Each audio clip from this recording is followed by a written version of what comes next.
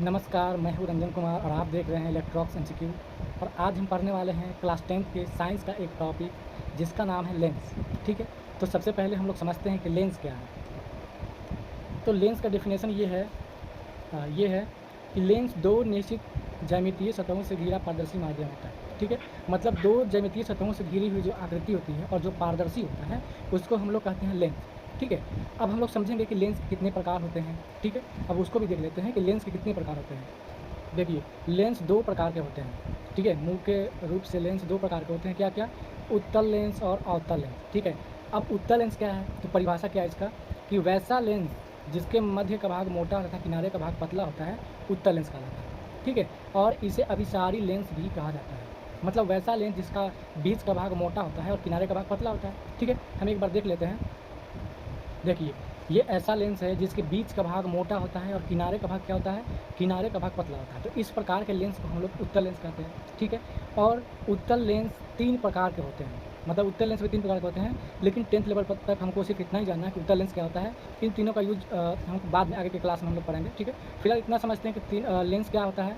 तो लेंस दो पारदर्शी माध्यम से घिरा हुआ जो ज्यामितीय आकृति होता है उसको लेंस कहते हैं। और लेंस दो प्रकार के होते हैं, उत्तल लेंस और अवतल लेंस। हमने देखा कि उत्तल लेंस क्या है कि वैसा लेंस जिसका मध्य का भाग मोटा और किनारे का भाग पतला होता है उसे उत्तल लेंस कहते हैं। ठीक है, हमने ये भी देखा कि इस लेंस को अभिसारी लेंस कहते हैं। अब इसको अभिसारी लेंस क्यों कहते हैं इसको हम आगे देखेंगे।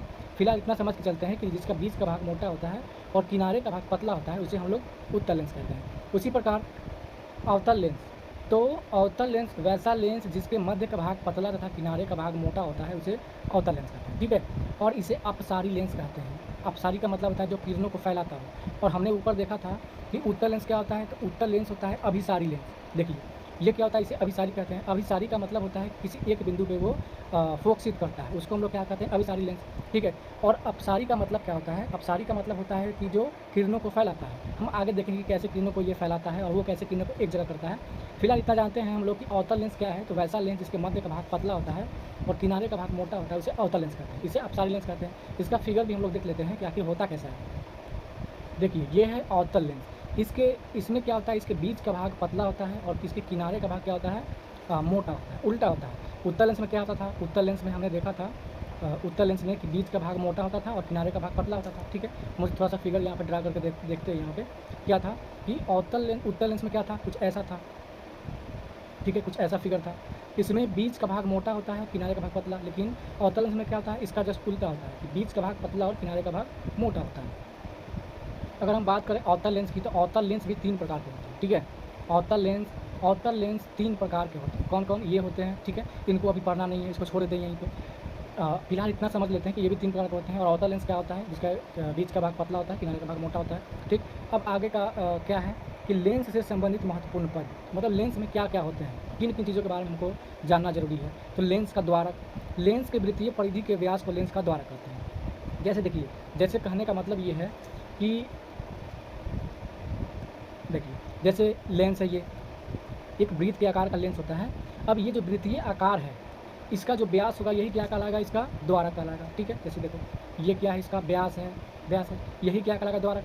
जब इसको हम साइड से देखेंगे, इसी लेंस को जब साइड से देखेंगे हम तो कुछ ऐसा दिखाई देगा, कुछ ऐसा दिखाई देगा। ठीक है, तो ये जो यहाँ से यही जो मिला रहे हैं ना, हाँ, ये वाला जो यहाँ से यहाँ जो हम मिला रहे हैं यही क्या कहलाता है? यही कहलाता है लेंस का द्वारक, यानी कि अपर्चर कहलाता है। तो लेंस के वृत्तीय परिधि के व्यास को हम लोग लेंस का द्वारक कहते हैं। ये लेंस कुछ ऐसा रहता है, जब इसको हम साइड से देखते हैं, जैसे हम लोग सिक्का के बारे में सोच सकते हैं। जैसे 5 रुपये का सिक्का है या कोई भी सिक्का है तो सामने का व्यू कैसा होगा? कुछ ऐसा होगा। लेकिन जब उसको साइड से देखेंगे तो कुछ ऐसा दिखाई देगा। ठीक है, लेकिन दोनों में अंतर ये कि इसके बीच का भाग क्या होता है? मोटा होता है। ये उत्तल लेंस की बात करें, या अवतल लेंस में क्या होता है? पतला होता है। तो बीच के भागों पर हम लोग ज़्यादा फोकस करते हैं। ठीक है, तो ये जो रेखा यहाँ से यहाँ मिला रहे हैं इसको व्यास कहते हैं, वृत्त का व्यास। तो लेंस में भी इस वृत्तीय परिधि होता है, दोनों के व्यास को क्या कहते हैं हम लोग? इसका अपर्चर यानी कि द्वारक कहते हैं। अब देखते हैं हम लोग कि वक्रता केंद्र क्या होता है। वक्रता केंद्र, लेंस को घेरने वाली गोलीय सतहों के केंद्र को क्या कहते हैं हम लोग? वक्रता केंद्र कहते हैं। और इनमें दो वक्रता केंद्र होते हैं। ठीक है, कैसे होते हैं इसको हम लोग समझ लेते हैं। देखिए, ये लेंस है, ये लेंस है। ठीक है, थोड़ा पिक्चर ख़राब हो गया, इसको साफ से बना लेते हैं।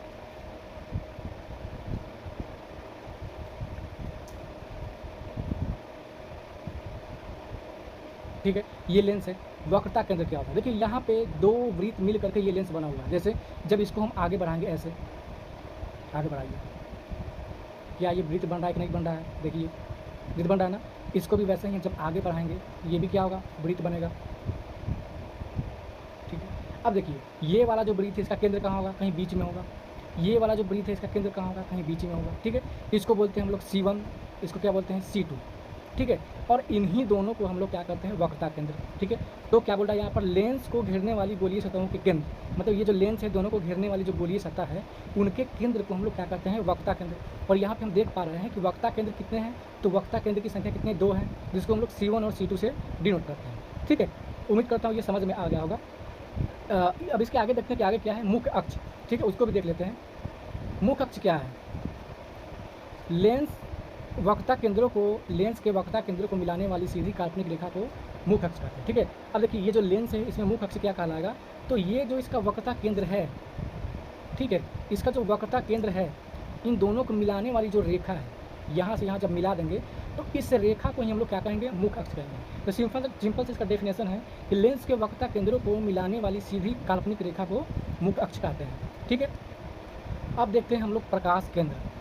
प्रकाश केंद्र क्या होता है, प्रकाश केंद्र, तो किसी पतले लेंस का प्रकाश केंद्र उसके मुख्य अक्ष पर स्थित वह बिंदु है जिससे होकर जाने वाली प्रकाश की किरण बिना अपवर्तन यानी कि बिना मुड़े सीधे निकल जाती है। ठीक है, मतलब किसी लेंस का वह बिंदु जहाँ से यदि हम लाइट को गुजारें तो बिना मुड़े एकदम सीधे निकल जाए, तो उस बिंदु को हम लोग क्या कहते हैं, लेंस का प्रकाश केंद्र कहते हैं। ठीक है, अब इसको हम लेंस में देखते हैं कि एग्जैक्ट ये होता कहाँ पे है। देखिए ये है लेंस, और इसमें क्या बात कर रहे हैं हम लोग, प्रकाश केंद्र के बारे में बात करें तो प्रकाश केंद्र कहाँ पे होता है, तो प्रकाश केंद्र एकदम बीचों बीच होता है। ठीक है, यहाँ पे एकदम बीचों बीच होता है, वह जगह जहाँ से अगर लाइट को गुजारा जाए तो बिना किसी विचलन के, बिना मुड़े वो एकदम सीधे निकल जाए, इसको हम लोग क्या कहते हैं, प्रकाश केंद्र कहते हैं। देखिए इसको हम यहाँ पे दिखाएंगे प्रकाश केंद्र को। देखिए ये जो पॉइंट है ये इसको हम लोग प्रकाश केंद्र कहते हैं। ठीक है, ये जो पॉइंट है इसको हम लोग प्रकाश केंद्र कहते हैं। ये वाला जो जगह है इसको हम लोग प्रकाश केंद्र कहेंगे। हाँ, इसको बोलेंगे हम लोग प्रकाश केंद्र। यदि यहाँ से हम लाइट को गुजारे ऐसे हम लोग लाइट को गुजारे एकदम सीधा, ठीक है, एकदम यहाँ से सीधा लाइट को हम ऐसे गुजारेंगे तो बिना मुड़े, मेरा थोड़ा सा टेढ़ा हो गया लेकिन ये मुड़ेगा नहीं, इसको हम ठीक से बना के आपको दिखा देते हैं। ये जो लाइट यहाँ से ऐसे निकल रही है, ठीक है, यहाँ से एकदम सीधे बिना मुड़े निकल जाएगी, इसलिए इस केंद्र को हम लोग क्या कहते हैं, प्रकाश केंद्र। यहाँ से अगर लाइट को गुजारेंगे तो बिना मुड़े निकल जाएगी। अगर ऐसे भी गुजारेंगे, कैसे भी करके हम ऐसे गुजारते हैं एकदम सीधे, तो ये लाइट क्या होगा, ये लाइट एकदम सीधे ऐसे निकल जाएगी, थोड़ा सा भी विचलन नहीं होगा। ठीक है, अगला चीज़ देखते हैं हम लोग क्या है, लेंसों की क्रिया। लेंस कैसे काम करता है, वक्र सतह क्या है, प्रिज्म सतह। हम लेंसों को कई प्रिज्मों का समूह मान सकते हैं। ठीक है, हम लेंसों को क्या मान सकते हैं, कई प्रिज्मों का समूह मान सकते हैं। उत्तल लेंस में प्रिज्म अपने आधारों से एक आयताकार सिल्ली से जुड़े होते हैं। जैसे हम समझते हैं पहले प्रिज्म क्या होता है।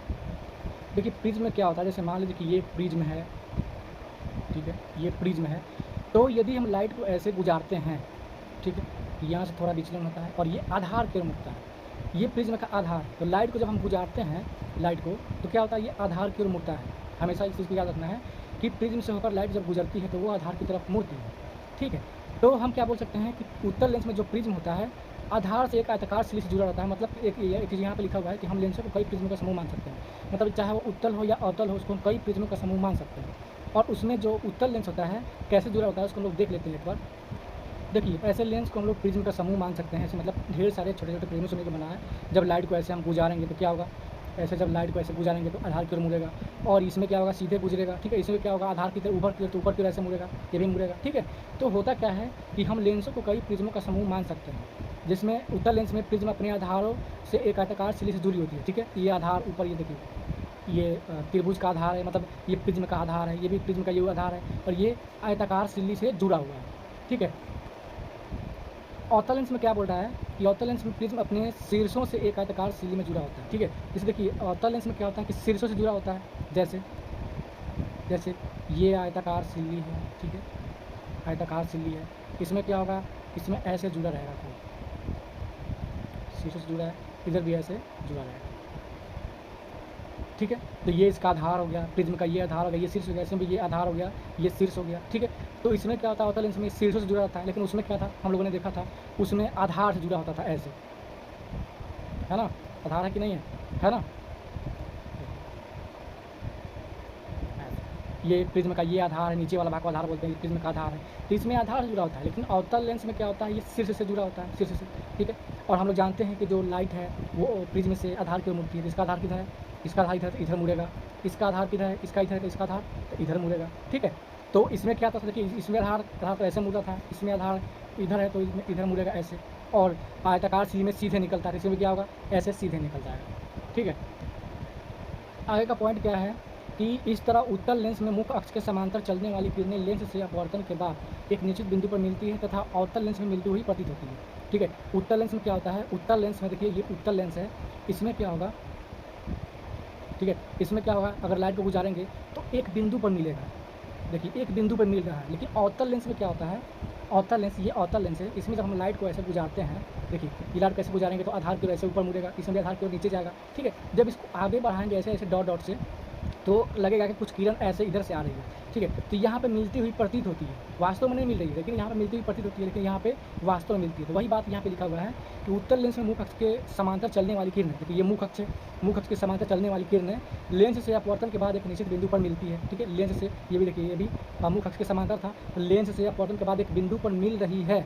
लेकिन अवतल लेंस में क्या होता है, ये समांतर गया आधार की ओर मुड़ेगा, ये भी समांतर गया आधार की ओर मुड़ेगा, लेकिन ऐसा लगेगा कि ये किरण जो है ऐसे आ रही है सीधा, क्योंकि किरण का तो नेचर है कि वो सीधा चलती है। तो ये किरण को जब आगे बढ़ाएंगे तो कहाँ, यहाँ पर मिलेगा। ये जो किरण ऐसे भाग रही है, इसको जब इधर पीछे की ओर मुड़ाएंगे तो यहाँ पर मिलेगा, ठीक है। तो अवतल लेंस में क्या होता है, अवतल लेंस में किरणें किसी बिंदु पर मिलती हुई प्रतीत होती है, ठीक है।